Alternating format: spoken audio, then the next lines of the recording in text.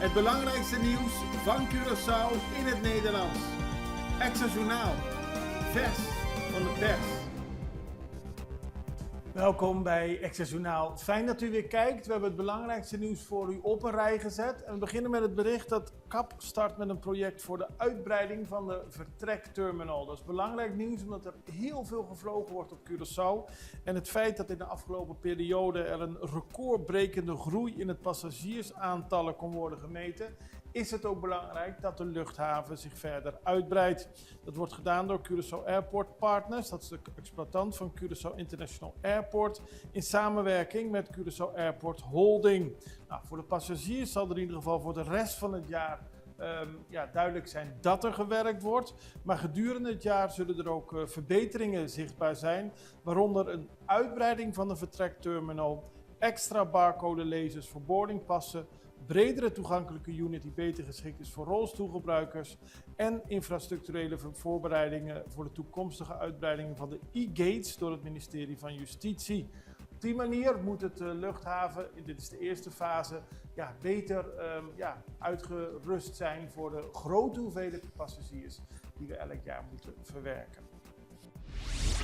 Zoektocht naar Canadese toeristen, dat gebeurde afgelopen weekend.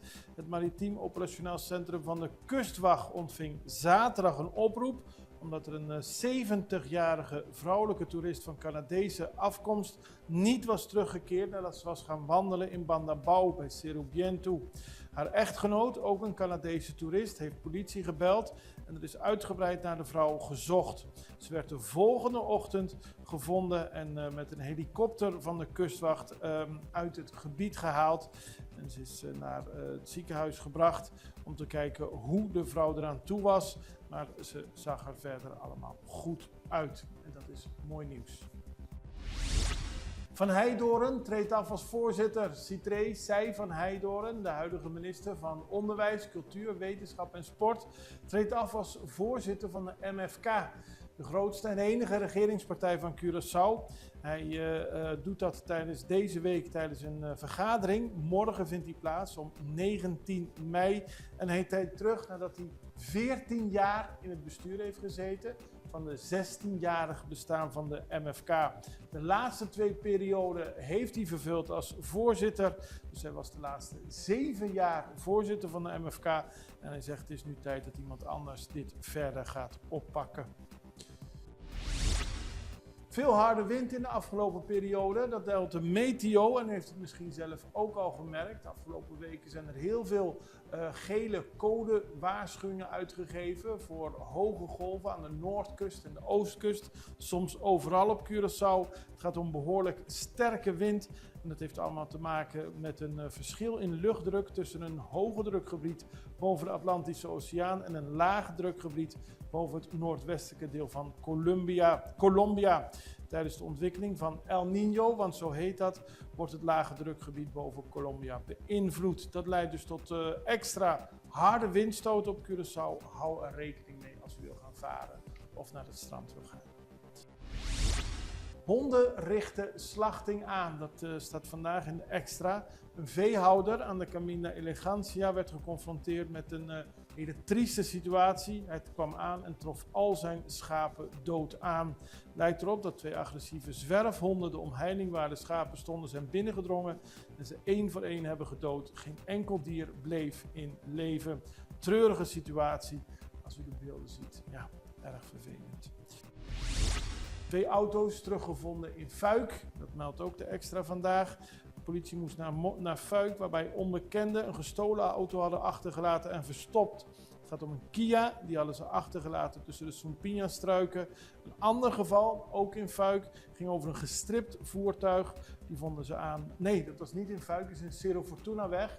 En daarmee ging het om een Hyundai Elantra.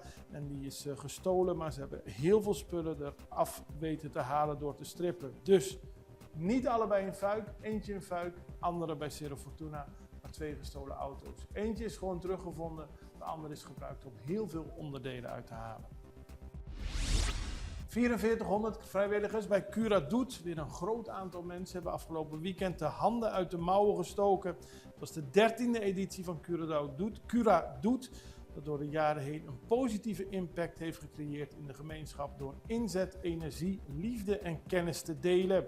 255 sociale organisaties met bijna 300 projecten kregen nieuw leven dankzij de vrijwilligers. En op die beelden ziet u hoe mooi het eruit ziet. Elk jaar weer een hele goede actie.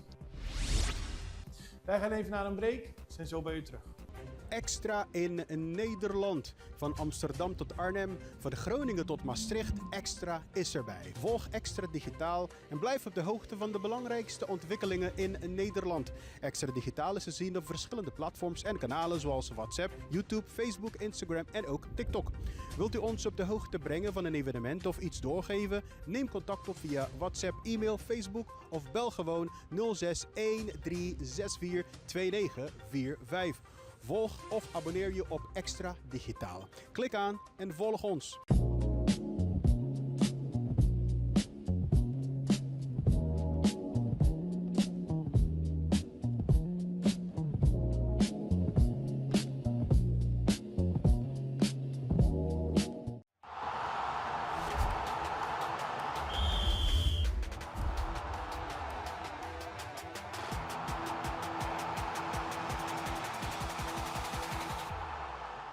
We beginnen op Saba, want er is de afgelopen dagen een lange zoektocht geweest naar de Nederlandse wandelaar Erik Matthijssen. Hij ging woensdag weg, keerde niet terug en donderdag de hele dag, vrijdag, zaterdag, zondag is naar hem gezocht. Ook vandaag wordt naar hem gezocht.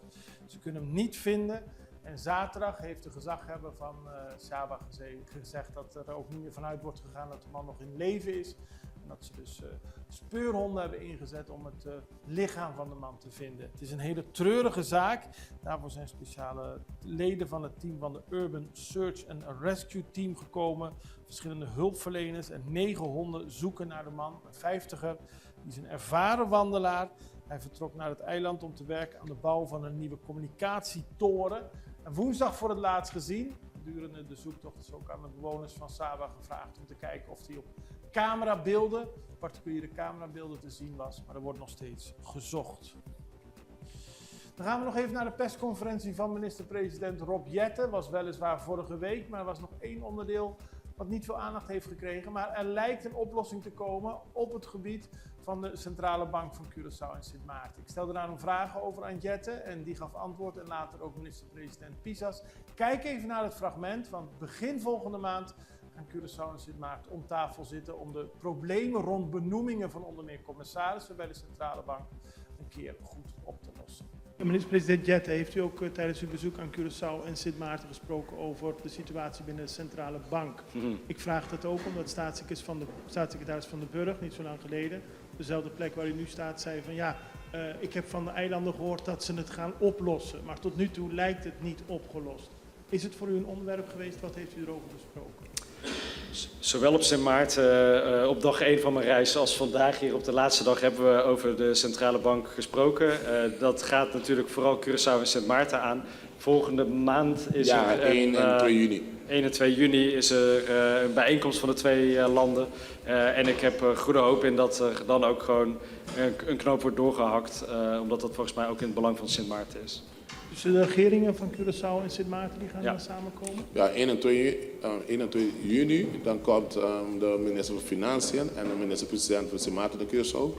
Waarbij wij de discussie aangaan over die onderlinge regeling, zoals we dat noemen. Dus een centrale bank van, tussen onderlinge van Sint Maarten en ons en van de centrale bank. Dus die dag wordt aan het einde wordt de pers uitgenodigd om te weten wat we eigenlijk met elkaar hebben afgesproken voor de doorgang van de centrale bank.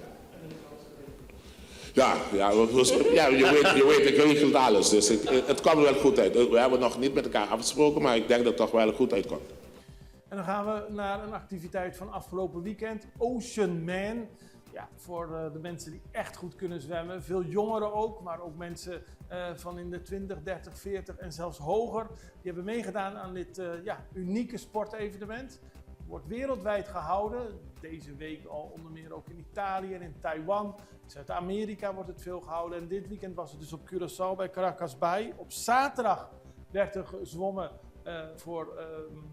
door de kids. Onder meer 500 meter werd daar gezwommen. En ook de 2 kilometer. En zondag was het voor de grote groep deelnemers een mooie gelegenheid om te laten zien dat ze goed konden zwemmen. Maar het waaide hard, dus het was ook niet makkelijk. Daarbij ging het om 1, 5 en 10 kilometer. En u ziet de beelden, het ziet er spectaculair uit. Op de beelden ziet u het moment dat degenen het water ingaan die daadwerkelijk de lange afstand gaan zwemmen.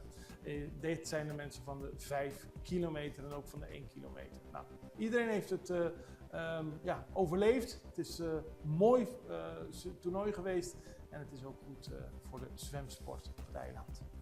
Dan internationaal nieuws, want Mexicaanse autoriteiten hebben meer dan 1 ton metafetamine in beslag genomen en 4 clandestine laboratoria voor de productie van deze synthetische drugs ontmanteld. Dat gebeurde in het westen van het land. Dat heeft het ministerie van Veiligheid zondag bekendgemaakt. En Mexico heeft de inbeslagnames van drugs en arrestaties opgevoerd onder druk van de regering van de Amerikaanse president Donald Trump. Hij strijdt tegen de smokkel van verdovende middelen. Het gaat om 780 kilo vaste metafetamine en 300 liter vloeibare methamfetamine. En dat is op de beelden ziet u een spectaculaire actie geweest. Drugs waren opgeslagen in plastic containers en koelboxen op een braakliggend terrein. En daarmee zijn we aan het einde gekomen van deze aflevering van Extra Journaal. We zijn er morgen weer en ik hoop u ook. Allerbeste, tot ziens.